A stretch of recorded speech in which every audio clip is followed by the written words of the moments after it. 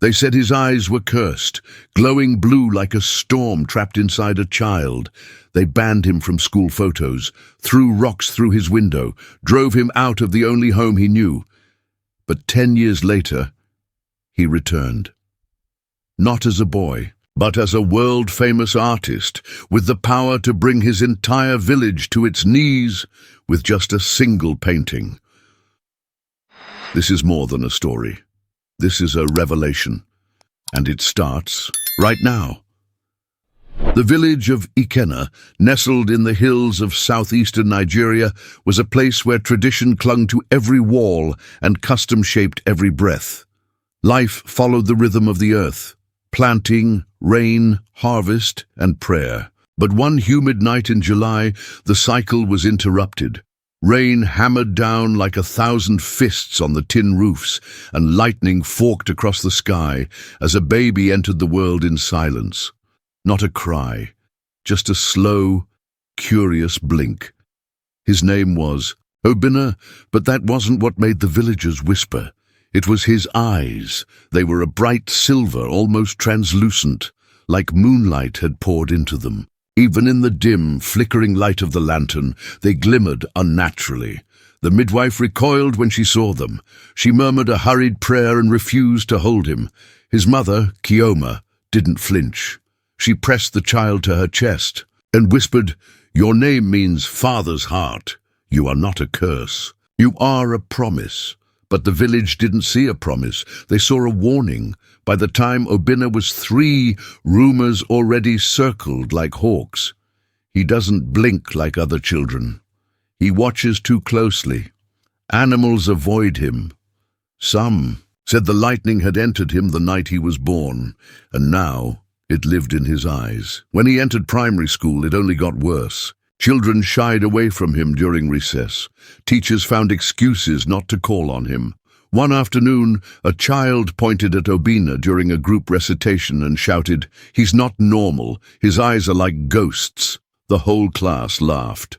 Obinna didn't. He never laughed much, but he observed, always watching, sketching quietly in his books, his pale eyes scanning everything. He drew leaves curling in the wind, the slow droop of a flower at dusk, the wrinkles on his grandmother's hands as she prayed. Every detail was captured with uncanny precision, but no one cared about his talent. All they saw were the eyes. At age 6, a goat gave birth to a stillborn kid. People said it was because Obinna had looked at it the day before. At age 8, a flood swept through the lower fields. Somehow, it was his fault too. His father, Ikena Sr., once proud to have a son, grew distant. "He's strange," he muttered, one night not realizing Obinna was awake. "Maybe we should send him away." Kioma refused. "If we exile him," she said firmly, "we become the curse." But protection only went so far. At 9, Obinna was barred from the village Christmas pageant. At 10, he was excluded from a cousin's naming ceremony. When Kioma protested, an elder said, "Your child sees things he shouldn't. It's not natural." Obinna began to hide his eyes behind the brim of a cap, but the stares never stopped. Neither did the laughter. One night he asked his mother, "If my eyes make people hate me, why did God give them to me?" She pulled him close and kissed his forehead. "Because the world only laughs at what it doesn't understand. You weren't made to fit in, Obinna. You were made to show them something they've never seen." He didn't quite understand then, but he held her words like a candle in a storm. When he turned 11, the laughter turned violent. The village. Market caught fire one morning, 3 stalls gone in smoke. No one was hurt, but the cause was unknown. That evening, Obinna returned from school to find their door defaced with black charcoal. The eyes did this. That night, men came to their home, faces shadowed, torches in hand. Chioma stood between them and her son, daring them to try. They didn't enter, but the message was clear: leave. The next morning, they packed a small bag. Kioma gave Obinna a faded sketchbook and a stub of pencil. "I don't know where the world will take us," she said, "but you must never stop drawing. Let your eyes be your gift, not your burden." They boarded an old bus to the city of Owerri, her brother's home, a crowded two-bedroom apartment shared with his wife and 4 children. Obinna slept on a mat in the corner. He didn't complain. Yes, that day he went to a new school, still the staring, still the whispers, but in the city oddities were more common. There were no curses here, only curiosity. "Is it a medical condition?" one boy asked. "Cool eyes, man," said another. No one laughed, not at first, but his silence and obsession with sketching made him a target again. Bullies called him Ghost Boy and Camera Eyes. One teacher accused him of tracing when she saw his hyper-realistic drawing of her mid-lecture. Still, he drew. He drew until the pencil was no more than a nub. Then he borrowed pens. Then he sold bottle caps for spare change and bought charcoal. Sticks. He scavenged old packaging to use as canvas. Each night Kioma would sit beside him. "Did anyone see your gift today?" she'd ask. "Only the sky," he'd whisper. She'd smile. "That's enough." One weekend, during a church outreach event, Obinna set up a tiny corner with a few sketches for sale. Portraits of his schoolmates, of buildings in the city, of people walking in the rain. A man with thick glasses and a walking cane stopped at the table. He looked at each drawing for a long time. Then he said, "Who made these?" Obinna, shy, raised his hand. The man took off his glasses. "I'm blind," he said, "but I can feel the emotion in your lines. You don't draw what things look like. You draw what they feel like." Obinna was stunned. He had never thought of it that way. The man handed him a card. Tari Ide, founder, Light Beyond Sight Foundation, Lagos. "I'd like to sponsor your education," Tari said. "You don't belong in a classroom that teaches you to fear your gift. You belong in a studio that teaches you to wield it." Obinna didn't know what to say. He only nodded. And for the first time in years, he smiled, really smiled. That night he stared at himself in the mirror, at his silver eyes. For so long they'd been a source of shame. Now, a man who couldn't see had seen something beautiful through them. He touched the mirror gently. Maybe Mama was right. The bus that carried Obinna from Owerri to Lagos groaned like an old man, every bump in the road a jolt to his spine, every turn a gamble. But to him it was a chariot. A one-way ride into the unknown, into the city where his dreams might not just be dreams. Kioma had stood at the terminal gate with swollen eyes and trembling lips. "You are not leaving me," she whispered as she wrapped her arms around him. "You are expanding me." They held each other as long as the driver would allow. Then he boarded the rusted bus with nothing but a duffel bag, his tattered sketchbook, and a plastic envelope containing the letter of admission from the Light Beyond Sight Foundation. It was the first time someone other than his mother had believed in his gift. Lagos. Nothing could have prepared him. It was chaos and rhythm fused into one, a never-ending dance of honking buses, shouting vendors, and blinking billboards. Towers of steel scraped the clouds, while barefoot children darted between traffic. There was music, laughter, smoke, and scent in the air. Puff-puff frying in grease, diesel fumes, roasted corn. To Obinna, it felt like 100 paintings waiting to happen. At the edge of Victoria Island, nestled between a row of gated houses, stood a white compound with a bronze plaque. Light Beyond Sight, Arts Academy, a place where the eyes may fail, but vision thrives inside. Obinna met his future. The campus wasn't grand, but it radiated purpose. There were wide windows, rooms filled with easels and canvases, and halls lined with the work of past students. There were portraits that seemed to breathe, landscapes so rich you could hear the wind, and abstract pieces that defied language but whispered to the soul. And there were people, not just students, but seers. One boy had hearing loss and painted music as color. A girl born without hands used her feet to create sprawling murals. A blind sculpture teacher ran his fingers across Obinna's sketch and said, "You draw with Your soul, not your sight. For the first time in his life, Obinna was not the strangest one in the room. The first weeks were tough. He had never worked with oil paint before, never used pastels or tried sculpture. His classmates moved with confident strokes, while he fumbled, overwhelmed by possibility. But he never gave up. He spent nights in the studio after everyone else had left, practicing until his fingers were stained and his back ached. He kept his old sketchbook with him like a sacred relic, flipping through pages filled with his younger self's pain and wonder. He began to experiment, mixing the real and the imagined, a drawing of a marketplace where the fruit glowed with inner light, a portrait of a crying girl whose tears turned into flying birds. People started to notice. He draws like he's seen something we haven't, one senior whispered. Like his eyes are open to more, another replied, but not everyone was impressed.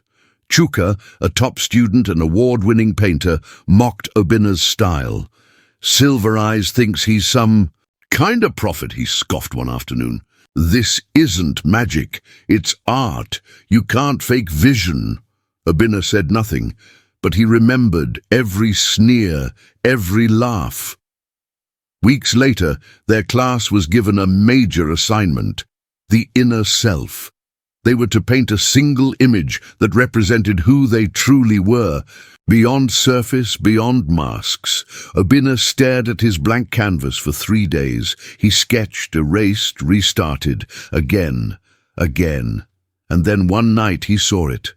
It came to him like a memory, his mother's voice, the shouting villagers, the soot on their door, but also the blind man who saw his heart, and the first time someone said cool eyes. He began to paint. He painted for 3 nights straight without speaking to anyone. His hands cramped, his back stiffened. He ate nothing but bread and ground nuts. When it was done, he stepped back and gasped. It was him, not just a face, but a feeling, a boy made of stars, his silver eyes like portals into unknown worlds. Around him swirled storms, laughter, rejection, but at the center was stillness, a core of unshaken grace. On the day of the unveiling, students displayed their works along the studio walls. Some painted dark forests, others drew broken glass. Masks, thorns, fire, it was raw, emotional, brilliant, but when the judges reached Obinna's canvas, silence fell. Even Chuka was speechless. One judge murmured, This isn't just art, it's revelation. Another whispered, he painted pain without bitterness. That's rare. By the end of the day, Obinna's painting had not only won top honors, it had been selected for a national exhibition at the Nigerian Creative Horizons Gala in Abuja. Obinna, now just 14, would present his work alongside Nigeria's finest talents. At the gala, his silver eyes glinted under the stage lights as he stepped forward. He wore a simple black shirt and a traditional Igbo wrapper. His mother had mailed him with a note, "Walk proud, my star child." As he approached the microphone, the room held its breath. Obinna cleared his throat. "I was told my eyes were cursed," he said quietly. "That I was dangerous, strange, broken. For years I believed that, but then someone told me my eyes were not the problem. The world's fear was." He paused. "I don't draw to impress. I draw because it's how I survive. My art is my voice, my shield, and my hope. If you see something in my work, it's because you see yourself." The applause was not immediate. It was deep, a wave that began in the heart and crashed into thunder. That night, Obinna's painting was sold to an international collector, and he was invited to participate in a year-long mentorship program with artists from around the globe. Back at the academy, Chuka approached him after class. "I was wrong," he said. "You don't fake vision, you've lived it." Obinna smiled, not with pride, but with peace. That evening, he sat by the ocean, sketching waves. As the tide rolled in, he looked at his reflection in the water, silver eyes shimmering like twin moons. He finally whispered, "Thank you, Mama. You were right. He wasn't cursed, he was chosen." When Obinna stepped off the plane in Florence, Italy, he felt like a speck inside a painting. The air smelled different, earthy, old, full of stories. Streets wound like veins through ancient architecture. The city itself felt alive, as if Michelangelo or Da Vinci might step out from behind a column and critique your posture. He was 16, wearing a borrowed coat, carrying a backpack filled with sketchbooks, and a heart thumping like a tribal drum. His name had traveled far. After the Abuja Gala, an international art foundation had extended a once-in-a-lifetime invitation, a full scholarship to the Giordano Institute for Global Art and Identity, a prestigious mentorship program that gathered young prodigies from across the world. Only 10 were selected. Obinna was the only African. The campus sat atop a hill overlooking the Arno River. Gothic arches framed each studio window. Every corner of the building whispered of legacy. Paintings hundreds of years old, sculptures that had survived revolutions. But even here, his eyes drew attention. People stared. One student asked if he wore contact lenses to stand out. Another muttered in Italian. Unaware, Obinna understood enough to catch the word strano, strange. He said nothing. He had learned. Silence lets the brush speak louder. Each week, the program required the students to interpret a theme through art: emotion, heritage, conflict, memory, belonging. Obinna's submissions were always different. While others painted technique, he painted truth. When the theme was conflict, he painted 2 versions of himself, one in chains of shame, the other with wings of forgiveness. When the theme was heritage, he recreated his village using oils and sand from home, with tiny silver dots embedded in the soil. Eyes watching, misunderstood. Every submission stunned the faculty. "You paint like someone twice your age," said Professor Elena Moretti, a curator from Rome. "It's as if you've lived multiple lives." Obinna only smiled. He had, but it wasn't just the faculty who took notice. A month into the program, a curator from the Louvre Museum visited during Open Studio Day. She stood in front of Obinna's piece for an hour. No questions, just observation. The next day, the Institute received a letter. Obinna was being invited to exhibit a solo piece at the Louvre's Youth Voices exhibition in Paris. No Nigerian child had ever done that. Paris was rain, the kind that soaked your soul and made the lights of the city glow softer. Obinna walked through the museum with wide eyes. He wasn't just visiting the Louvre, he was now part of its story. His selected piece, The Boy Who Saw Before He Could Speak. A haunting but beautiful painting of a newborn, cradled by his mother, while villagers outside watched with torches and fear. Around the child's eyes, the paint shimmered faintly like fog before dawn. "Viewers," cried one elderly woman, knelt in front of it and whispered, "I see my grandson in this." A blind man ran his hands along the textured strokes and said, "It feels like truth." A journalist wrote, "He doesn't paint images. He paints silence, emotion and memory into one." Obinna's name began appearing in international magazines. Still, he called his mother every Sunday. Her voice carried rivers of joy and calm. "Obi," she would say, "don't let them hang medals on your soul. Stay light." But with acclaim came pressure. Invitations flooded in. New York, Tokyo, Berlin. Galleries wanted him. Brands offered collaborations. Even a pop star wanted a custom portrait. He was earning more than he'd ever imagined. But he was also losing sleep. He had started waking in the middle of the night, breath short, hands trembling. Sometimes he'd see flickers of his village in the shadows of his studio. The cracked well, the stone that broke his window, the chapel fire. He tried to paint through the pressure, but it only made things worse. One night, he collapsed in the middle of his studio. The doctors called it exhaustion, anxiety, and early signs of burnout. The Giordano Institute offered him rest. He refused, but then Professor Moretti sat him down. She didn't use words. She handed him a single postcard. It was a picture of an empty canvas. Underneath, she had written, Sometimes the soul needs to be still before it speaks again. Obinna booked a ticket, not to another gallery, but home. Nigeria hadn't forgotten him. News outlets followed his journey like a national treasure. "Silver-eyed son of the soil," one headline read. Children in art schools drew him instead of cartoons. His story had become legend. But Obinna didn't want fame now. He wanted peace. He arrived in Owerri quietly, no media, just him, a backpack, and a box of paints. He walked the same dusty paths he once fled down. Children pointed, elders whispered, some approached shyly. "You remember me?" a woman asked.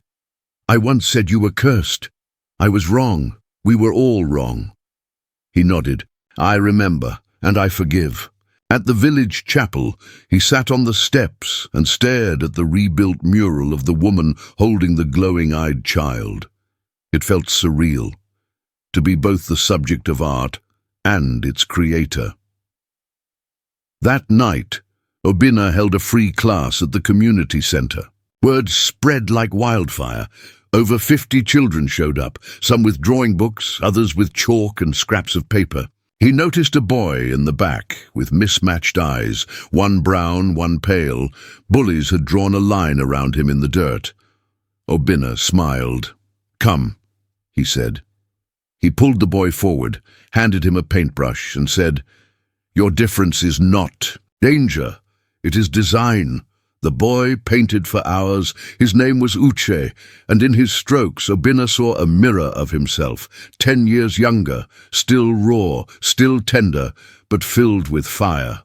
That night, Obinna wrote in his journal, "I've shown my work across the world. But this is the most sacred gallery. These children, their hope, that's the true exhibition." The next morning, a local boy knocked on his door with a package. Inside was a letter, sealed in gold wax. The United Nations International Arts Council had nominated him for the World Visionary Prize, the youngest artist ever considered. The letter ended with, "You have painted a future the world needs to see." Obinna folded the letter and stared out at the sunrise. Paris, New York, Lagos, Rome.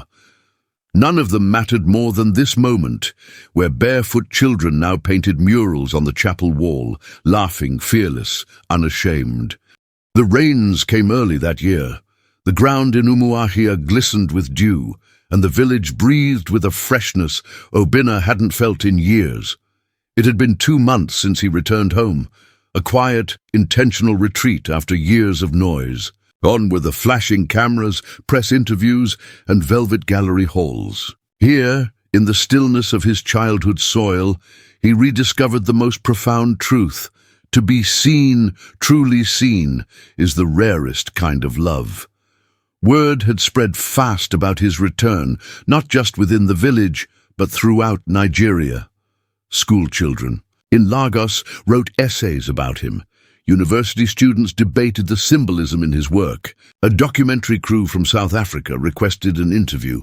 He declined them all, not because he didn't care, but because something more important had taken root. Uche, the boy with one pale eye.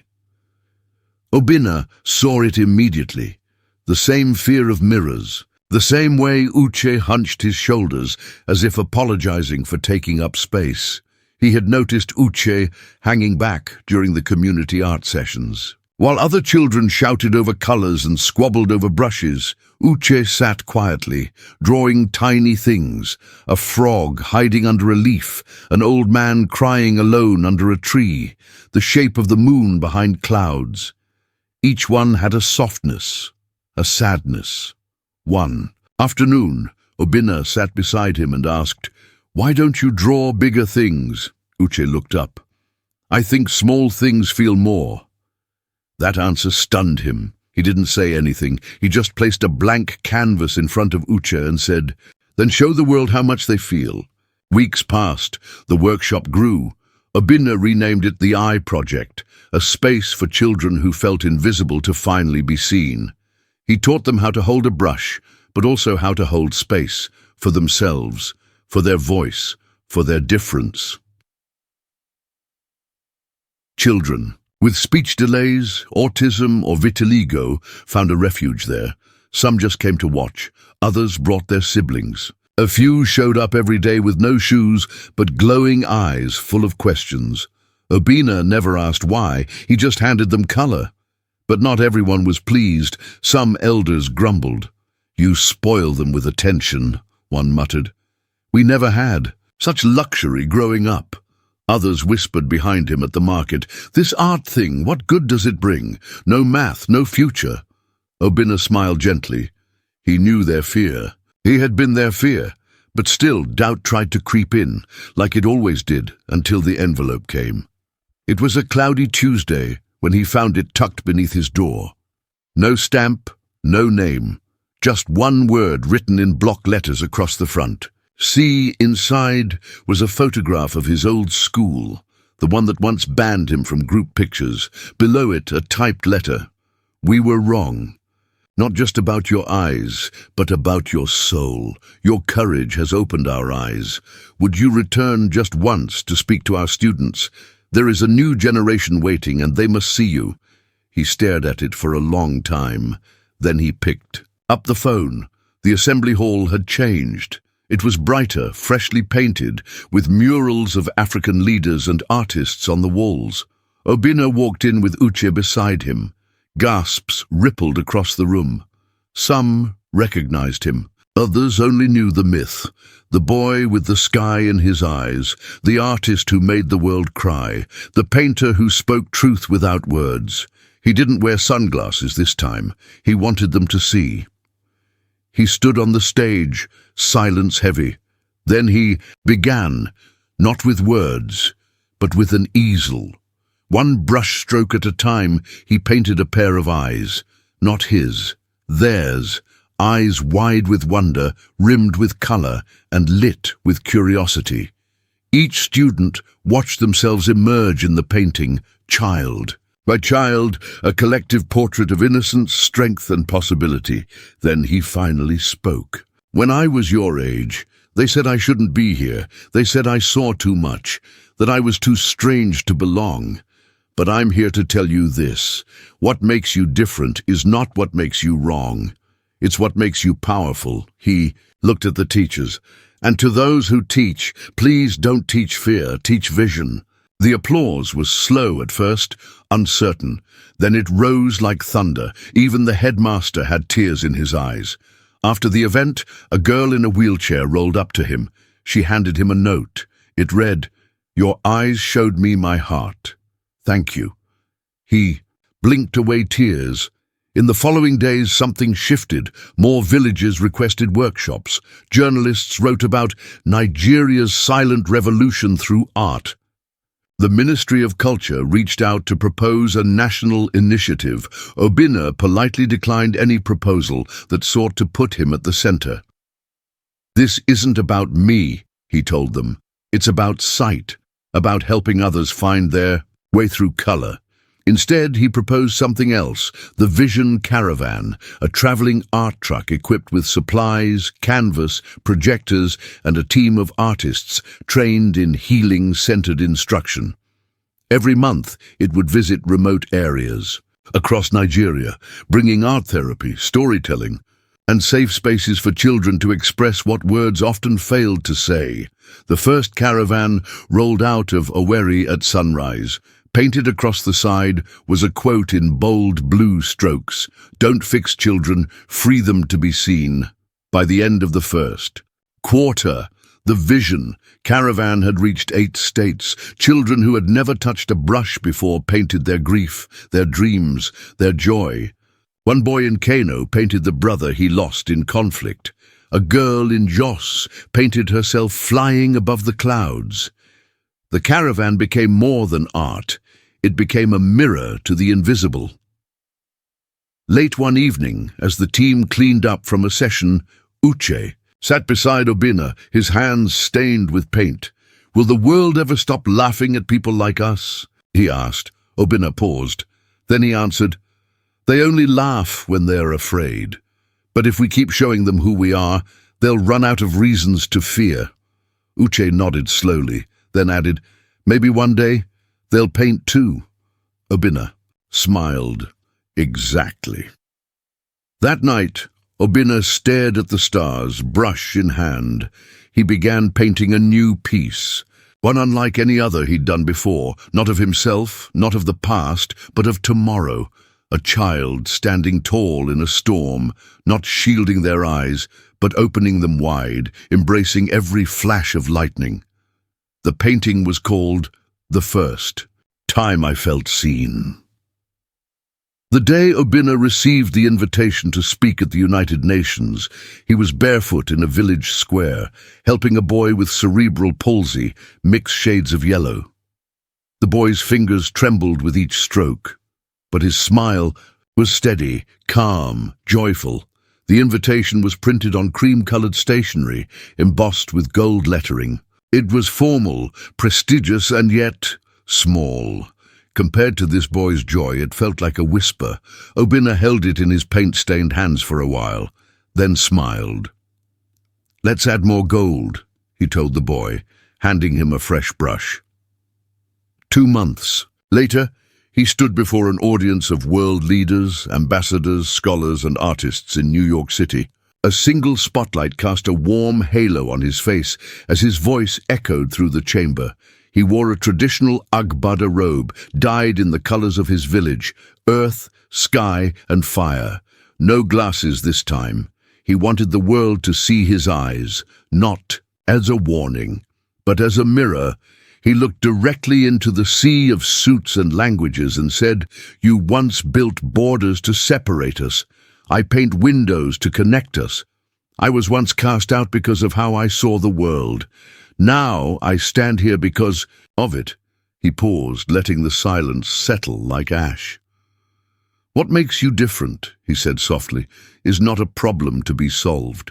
It's a portal to something sacred. That difference, whatever it is, isn't shameful. It's your magic." The applause began before he even finished. After his speech, he was approached by an older woman from Chile. She took his hand and said, "My grandson has heterochromia, 2 different eyes. He hides behind long hair because they mock him. But I'm going to show him your story. You just made his world safer." Obinna's voice cracked as he replied, "Tell him. His eyes are not broken. They are a compass." Back in Nigeria, change bloomed like wildflowers. The Vision Caravan had now grown into a full movement. Other nations began replicating the model: Uganda, Nepal, Colombia. Artists and therapists were trained under the AMA initiative, Art4, Mental Awakening, founded by Obinna with the help of educators and mental health experts. His home village, once a place of shadows, had become a beacon. Visitors came from everywhere to see the AMA Center for Vision and Voice, now complete with art therapy rooms, a library stocked with books in multiple dialects, a gallery showcasing student works, a mental health clinic staffed by traveling professionals. But most extraordinary of all, there was now a school, named the Ada Obinna School of Expression, in honor of his mother. On the school's first day, Obinna stood at the gate watching children arrive. One girl came with a hearing aid and held a sign that read, "I speak in colors." A boy with albinism walked in confidently, sketchbook under one arm, and among them Uche. He wore a pin Obinna had given him, engraved with 4 words, "What makes you magic?" That evening, as Obinna walked through the chapel, now both a sanctuary and a museum, he stopped at the mural he once painted, the woman in white holding a glowing-eyed child. He added one more detail, a book in her hands, on its cover, a swirl of stars, and in bold text, the eyes that changed everything. But the story wasn't over. One afternoon, while sorting mail, Obinna found a letter without a return address. The handwriting was uneven, unfamiliar. He opened it. Inside, a single line, "I was wrong." Beneath it, a signature, his father. The ground tilted slightly as he read it again. His chest tightened, not in pain but in the weight of a wound that never quite healed. He didn't cry. He just exhaled. He walked outside, where a group of children were painting portraits of each other. He crouched beside a girl who was blind and asked, "What are you painting?" She beamed. "I'm painting how I feel when someone listens." He blinked hard. "Can I see?" he asked gently. She handed him her canvas. It was a swirl of warm colors, sunset, honey, heartbeat red. He said, "It's beautiful." She grinned. "That's what it feels like to be seen." Years passed. Obinna never stopped traveling, teaching, or painting. But his most important work wasn't on walls or in museums. It was in the eyes of the children he reached. The boy in Kenya who said, "I didn't know crying was allowed until I painted." The girl in India who painted the silhouette of her mother, who had disappeared years before and whispered, "Now she'll never be forgotten." The refugee child in Syria who drew only spirals, then one day drew a door. They were his legacy, not the awards, not the speeches, but the seeds he planted in soil once thought barren. Then came the final canvas. He was in his studio in Umuahia. Now, grown, revered, and peaceful, he stood before a giant blank canvas. No cameras, no team, just him, a brush, and silence. He painted for hours, days, then weeks. No one knew what it was, until one day he unveiled it at the school assembly, in front of every student and elder in the village. The painting was titled, "Before They Saw Me." It was haunting. A small boy stood in the center, eyes glowing pale blue, alone in a storm of whispers. But around him were shadows of people laughing, pointing, turning away. Then, gradually, the edges of the canvas changed. The storm faded. Hands reached in, light bloomed. The final image was not of the boy, but of the world seeing him and choosing to love him anyway. As the assembly fell silent, a small child raised their hand and asked, "Obinna, are you still different?" He knelt beside them and whispered, "Yes, and that's what makes me magic, just like you." That night, Obinna sat with his mother beneath the stars, fingers intertwined. She looked at his face, older now, but peaceful. "You gave them back their sight," she said. He leaned his head against her shoulder. "No," he whispered, "they always had it. I just helped them use it." And somewhere far away, a boy with unusual eyes picked up a brush and smiled.